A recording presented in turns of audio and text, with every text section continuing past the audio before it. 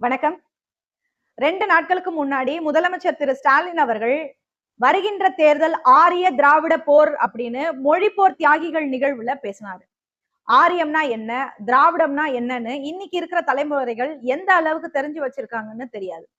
அது மட்டும் இல்லாம நம்மள மிக முக்கியமானவர்களே நம்முடைய பட்டியலின தலைவர்கள் ஏன் திராவிட அரசியலை, திராவிட சித்தாந்தத்தை பேசுனாங்க, திராவிடங்கிற சொல்லை எந்த அடிப்படையில அவங்க பயன்படுத்தினாங்க அப்படிங்கிற கேள்வி எல்லோருக்கும் இருக்கு. இதே கேள்வியை நான் மிகவும் மதிக்கக்கூடிய என் தந்தைக்கு நிகராக இருக்கக்கூடியவர் என்னிடத்துல கேட்டார். அவருக்கான பதிலை சொல்லும் விதமாகவும் மத்தவங்களுக்கும் தெரிஞ்சுக்கணும் அப்படிங்கிற விதமாகவும் ஒரு பதிவா போடுவோம் அப்படின்னு நான் நினைச்சேன். அந்த அடிப்படையில தான் இந்த செய்தியை உங்களோட நான் பகிர்ந்துக்கிறேன். சரி, திராவிடம்னா என்ன? திராவிடத்தின் பெயரால நம்ம தலைவர்கள் ஏன் இயக்கத்தை தொடங்கினாங்க? திராவிடத்து மேல பல கட்சிகள் ஏன் தொடர்ந்து வெறுப்பை உமிழ்ந்துகிட்டே இருக்கிறாங்க?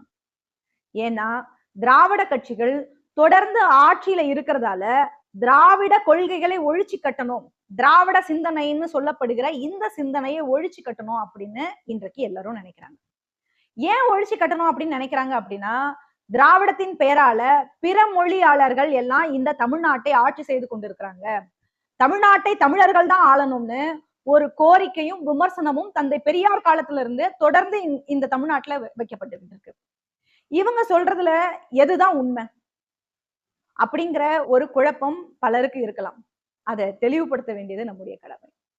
நாம என்ன சொல்றோம் அப்படின்னா, திராவிட இயக்கமோ, திராவிட சிந்தனையோ, திராவிட கட்சியோ, திராவிட சங்கமோ தொடங்கியவர்கள் தந்தை பெரியாரோ அல்லது அவருக்கு பின்னாடி வந்தவர்களோ இல்லைன்னு ஆதாரப்பூர்வமா சொல்றோம்.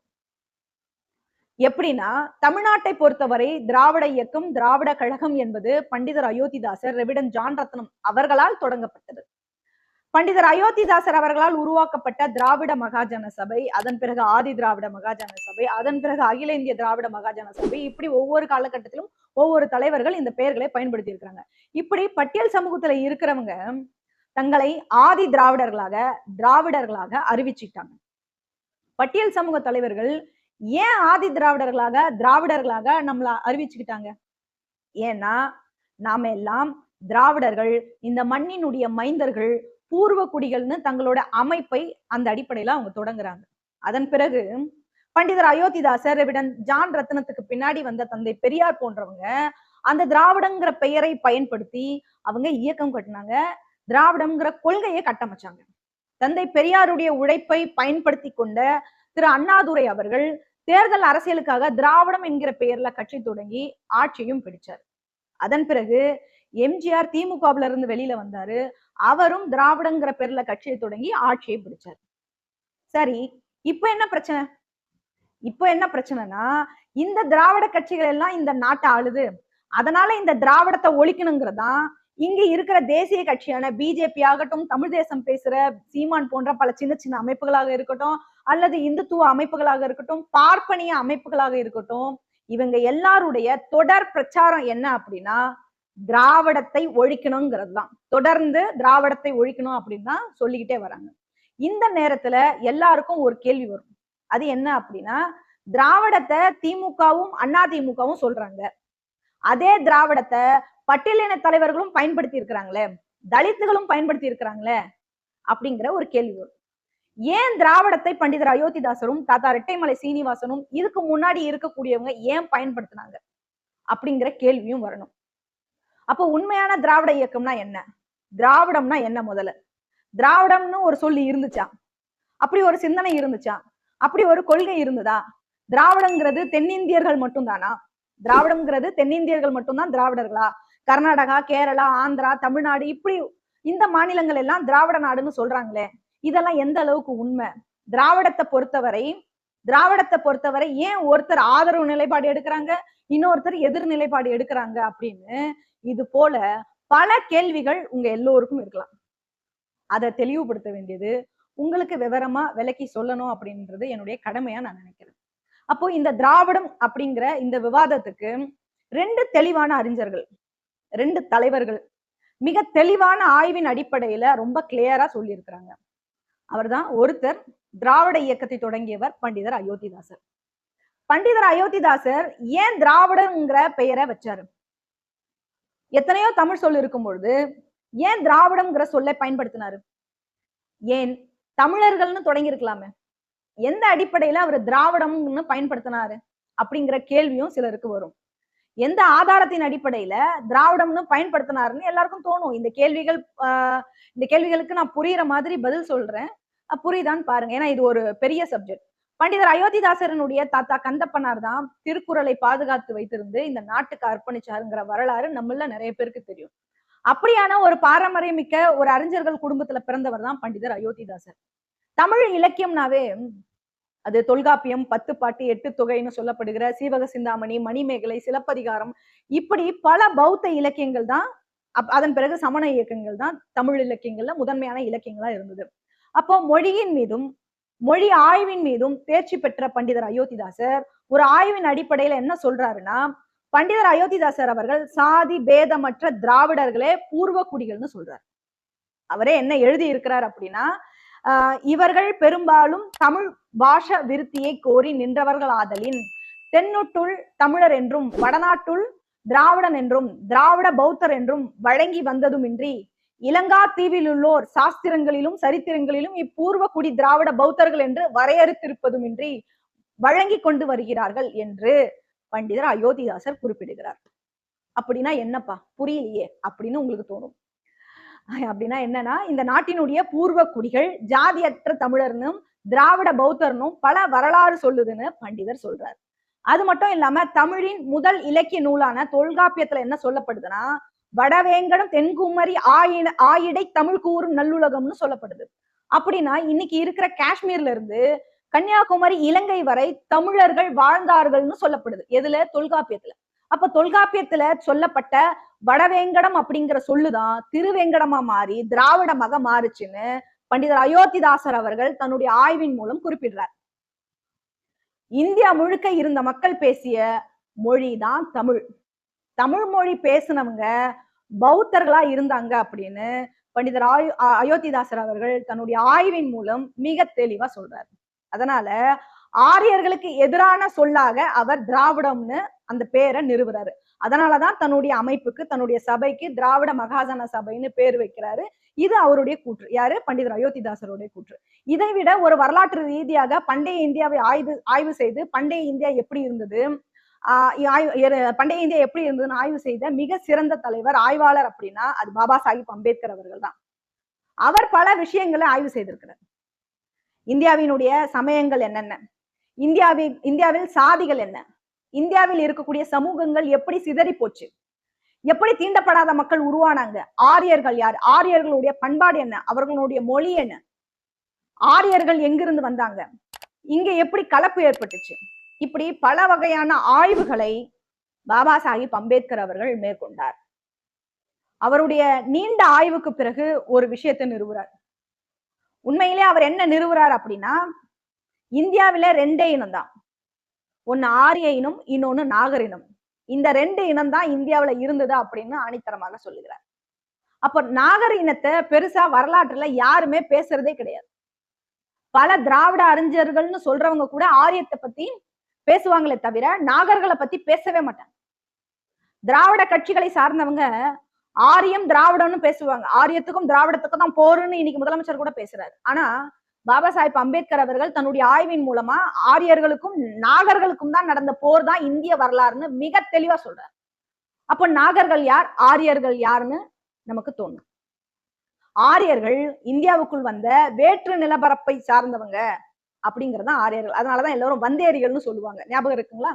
அப்ப ஆரியர்கள் இந்த மண்ணுக்கு வரும்போது இங்க ஒரு சமூகம் இருந்துச்சு. அந்த சமூகம் என்னன்னா அவங்கதான் நாகர்கள்னு பாபா சாஹிப் அம்பேத்கர் அவர்கள் மிக தெளிவா சொல்றாரு.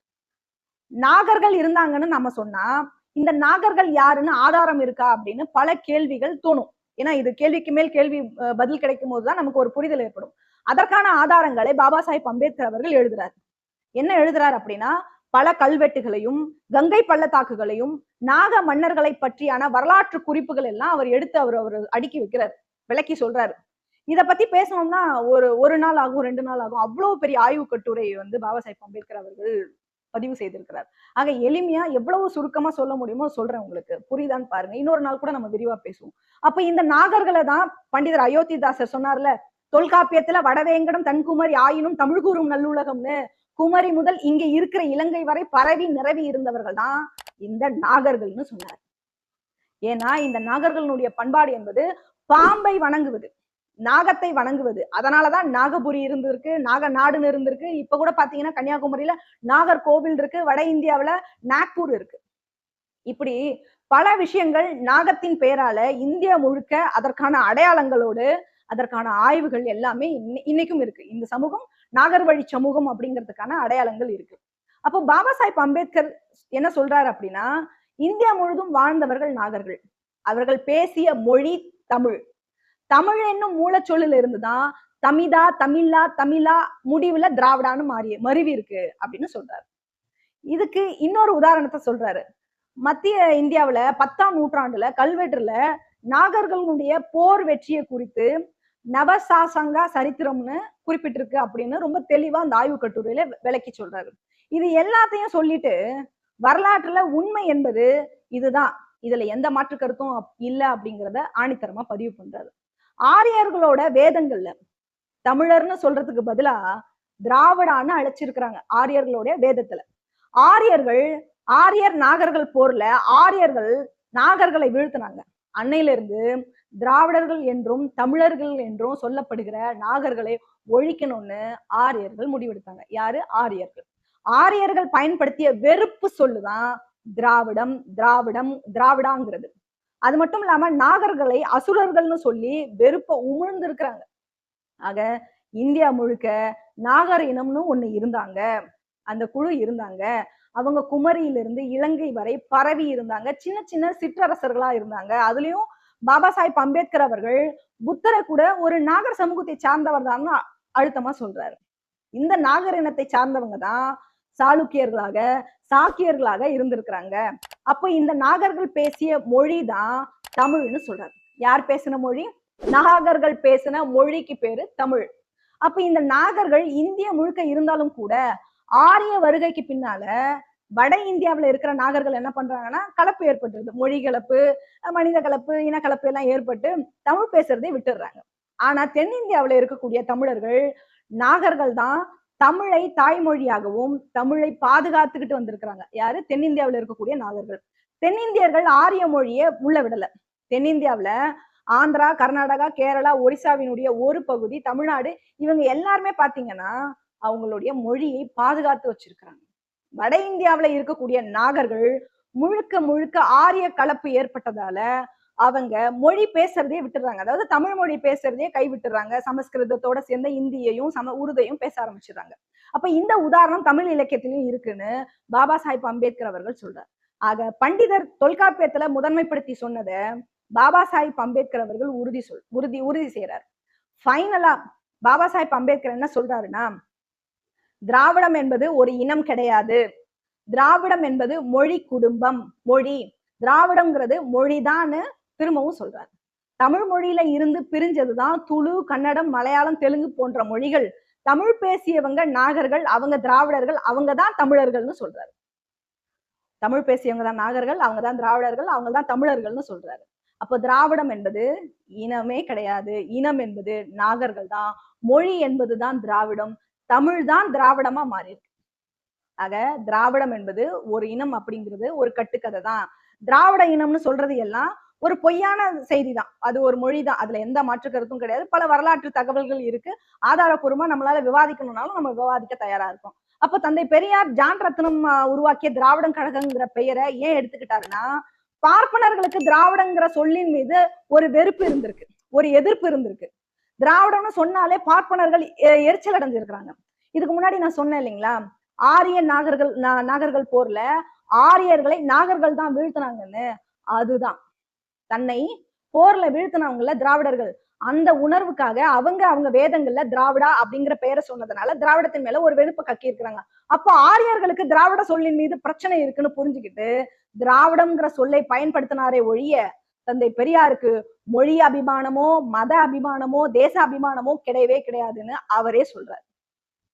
அவருக்கு ஒரு லட்சியம் இருந்தது, ஜாதி ஒழியணும், அதுக்கு எதிராக இருக்கிற பாப்பா ஒழியணும். ஆனா தந்தை பெரியாருக்கு பின்னாடி வந்தவங்க திராவிடங்கிற சொல்லுக்கு ஒரு தத்துவத்தை கற்பிச்சு திராவிடங்கிற ஒரு சொல்லுக்கு ஒரு தத்துவத்தை கற்பிச்சு அரசியல வியாபாரம் பண்ணிக்கிட்டாங்கிறதா உண்மை. ஆக திராவிட தத்துவங்கிறது கிடையாது. அது ஒரு மொழிதான். திராவிட தத்துவங்கிறது கிடையவே கிடையாது. அது ஒரு மொழிதான். அந்த மொழி பேசியவர்களுடைய தத்துவம் பௌத்தம் தான். ஆனா இவங்க பௌத்தத்தை பேசுறதே கிடையாது. பேசவே மாட்டாங்க. இவங்க என்ன பண்ணுவாங்க அப்படின்னா, பௌத்தத்தை மறைச்சிட்டு ஆரிய எதிர்ப்புங்கிற பேர்ல திராவிட கட்சிகள் அதிகாரத்துக்கு வருவதற்கு சொல்லுகிற கற்பனாவாதம் தான் இவங்க சொல்ற திராவிட சித்தாந்தம். இல்லாத ஒன்றை இடிப்பதற்காக பார்ப்பனர் கடப்பாரை கையில் எடுத்து வந்துகிட்டு இருக்கிறாராம் சீமானு. இவங்களும் நடத்தாத போற, அதாவது ஆரிய திராவிட போற நடத்த போவதா சமீபத்துல முதல்வர் ஸ்டாலின் சொல்றாரு. ஏன் இவங்க சொல்றாங்க அப்படின்னு காரணத்தை நம்ம திரும்பி பார்த்தோம்னா, திரும்ப இவங்களே அதிகாரத்துக்கு வருவதற்காக தான் அன்னைக்கு நீதி கட்சி சொன்ன அதே முழக்கம். அன்னைக்கு நீதி கட்சி என்ன சொன்னாங்க? பார்ப்பனர் அல்லாத இயக்கத்தை தொடங்கணும்னு சொன்னாங்க.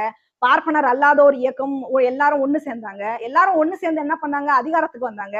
அன்னைக்கு பட்டியலின மக்களுக்கு அதிகாரத்து கிடைக்கல. இன்னைக்கும் அழைப்பு கொடுக்குறாங்க. அழைப்பு கொடுக்கறத நம்பி நம்ம ஆட்களும் இந்த போர்ல வந்து பங்கெடுக்கணும்னு போவாங்க வீரவசனம் பேசிக்கிட்டு. ஆனா அதிகாரம் அவங்க மட்டுமே வச்சுப்பாங்க. நமக்கு பங்கிட்டே கொடுக்க மாட்டாங்க. எப்படி பார்த்தாலும் ஒடுக்கப்பட்ட ஒரு அதிகாரத்தை தடுப்பதற்கான யுக்தி தான் இந்த மாய வேலைகள் அப்படிங்கிறத நம்ம புரிஞ்சுக்கணும்.